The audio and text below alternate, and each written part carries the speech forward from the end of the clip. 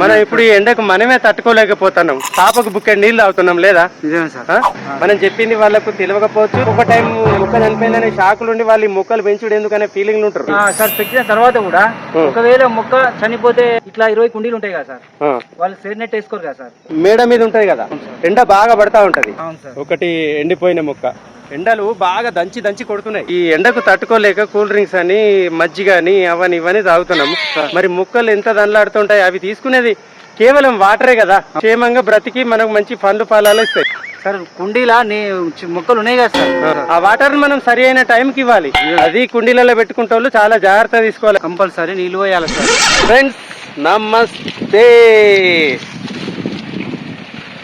ఇలా నేను రోజు నర్సరీలో మొక్కలకు నీళ్ళు పడుతుంటాను, మీకు తెలుసు కదా ఫ్రెండ్స్. ఇది 50 kg మామిడి మొక్క అన్నమాట. 3 years పైన ఉంటుంది. ఇది కలెక్టర్.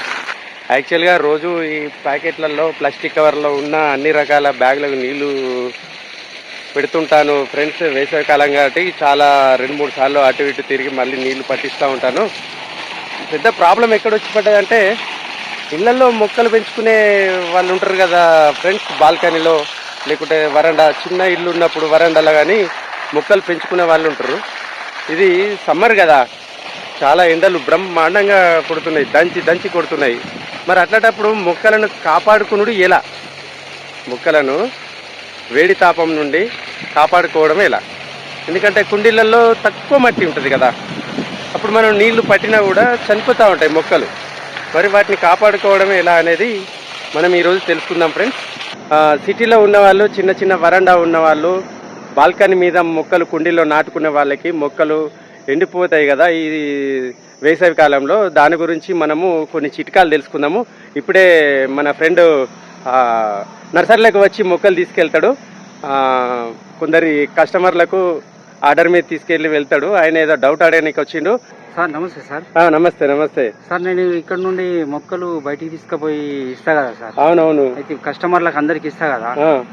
ఇచ్చిన తర్వాత మనం కుండీలో పెట్టి ఇచ్చిన తర్వాత వాళ్ళు పొద్దున నీళ్లు పోసేసరికి సాయంత్రం వరకు అవి మొక్కలు వెండిపోతున్నాయి సార్. నీళ్లు సరిగ్గా పోస్తున్నారా లేదా? పోస్తున్నారు సార్. వాటికి హోల్స్ కూడా, కింద హోల్స్ కూడా ఉన్నాయి సార్. డ్రైనేజ్ సిస్టమ్ పర్ఫెక్ట్ ఉందట్నా? ఉంది సార్. వెళ్ళిపోతున్నాయి నీళ్లు? పర్ఫెక్ట్ పోతున్నాయి సార్. సాయంత్రం వరకు వాడిపోతున్నాయి.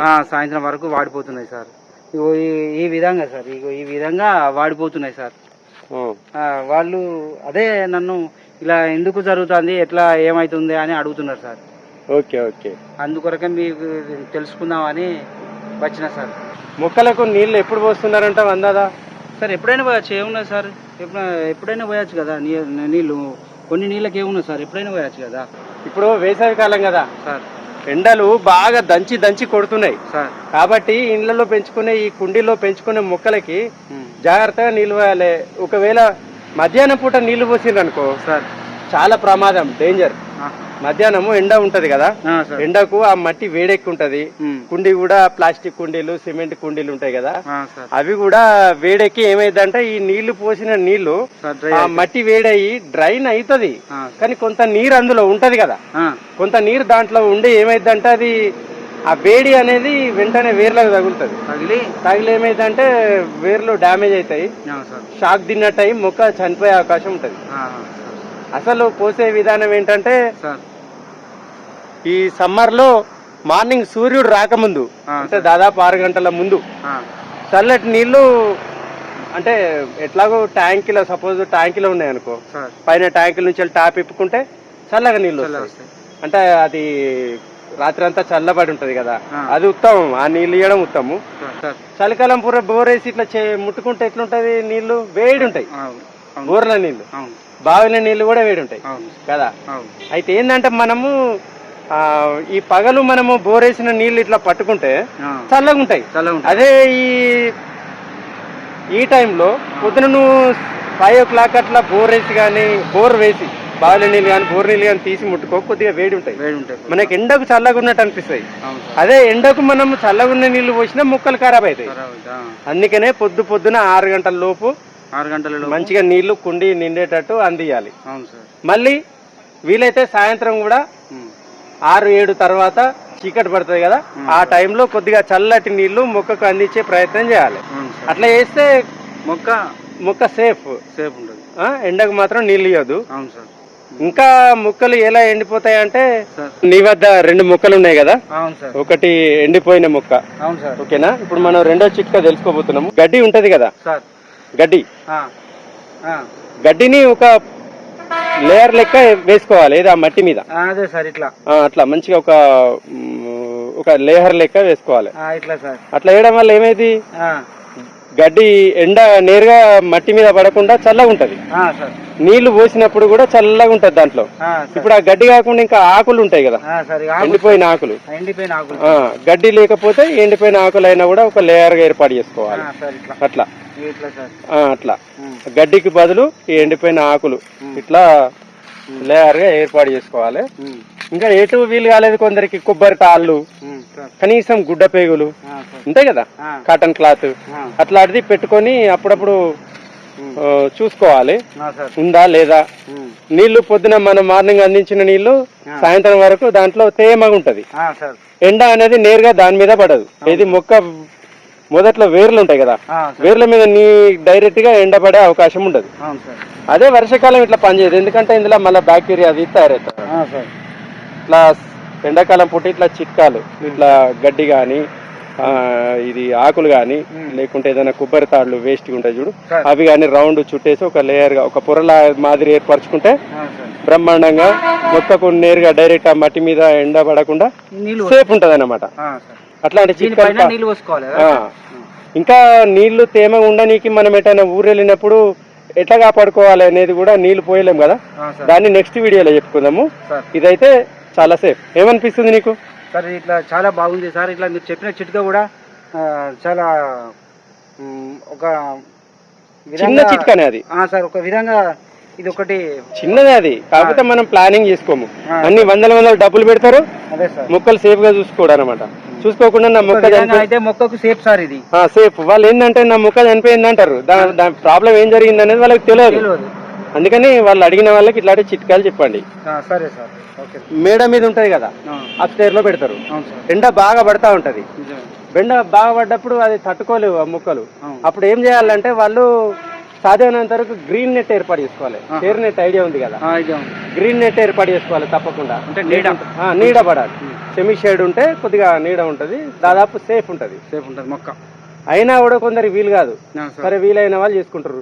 ఉన్నాయి ఒక 20-30 కుండీలు ఉన్నాయి, వాటిని ఎట్లా కాపాడుకోవాలని ఒక ఆలోచన ఉంటది వాళ్ళకి. ఏంటంటే ఇప్పుడు ఈ కుండీలు ఉన్నాయి కదా, ఇట్లా 20 కుండీలు ఉంటాయి కదా సార్, వాళ్ళు షేర్ నెట్ వేసుకోరు కదా సార్.